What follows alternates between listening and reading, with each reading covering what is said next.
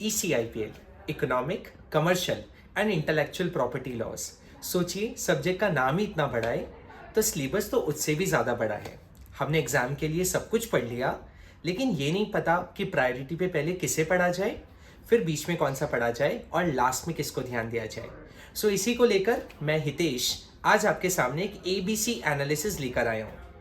A category में वो chapters हैं जो सबसे ज़्यादा इंपॉर्टेंट है, जिनको आपको सबसे प्रायोरिटी पर पढ़ना है। बी कैटेगरी, जिसको हम मॉडरेटली इंपॉर्टेंट बोलते हैं, उसमें वो चैप्टर्स हैं जिनको आपको इक्वली ध्यान देना है, लेकिन आपको पहले कैटेगरी ए के बाद उससे ध्यान देना है। Category C, which are the least important, जिसको आपको लास्ट में ध्यान देना है, जो थोड़े से लेंदी चैप्टर्स हैं और जिनसे क्वेश्चंस पूछने की प्रोबेबिलिटी कम है। तो आइए जानते हैं क्या है ये ECIPL का ABC एनालिसिस।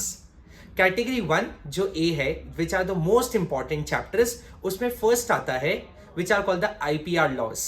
आपके ECIPL का पार्ट बी IPR लॉज हैं, इंटेलेक्चुअल प्रॉपर्टी लॉज, जिसमें patent, copyright, trademark, design and geographical indications हैं। आपको इनको बहुत प्रायोरिटी पर पढ़ना है क्योंकि ये 40 मार्क्स कंसिस्ट करते हैं।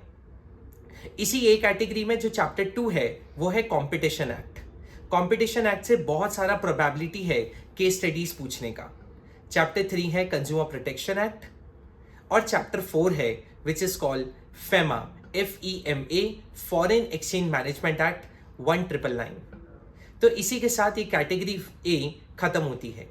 अभी हम मूव करते हैं कैटेगरी बी पर, which are called the moderately important chapters, जिसमें फर्स्ट आता है which is called FCRA, foreign contribution regulation act.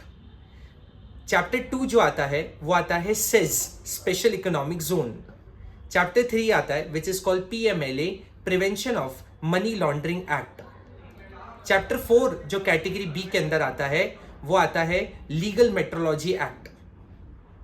अब हम मूव करते हैं सी कैटेगरी के चैप्टर्स पर, जो सबसे ज्यादा लेंदी चैप्टर्स हैं, जिसको आप सबसे लास्ट की प्रायोरिटी पर रखिएगा। इसमें पहला जो है वो है FDI, foreign direct investment. Chapter 2 है which is called ODI, other direct investment. और चैप्टर 3 है foreign trade policy, which is called the FTP policy. अगर आप इसी सीरीज में अपने सारे चैप्टर्स को प्लान करेंगे, कैटेगरी ए, कैटेगरी बी और कैटेगरी सी, तो मैं समझता हूं आप एक अच्छे स्कोर एग्जामिशन के लिए स्कोर कर सकते हैं। Thank you so much, all the very best for the exams.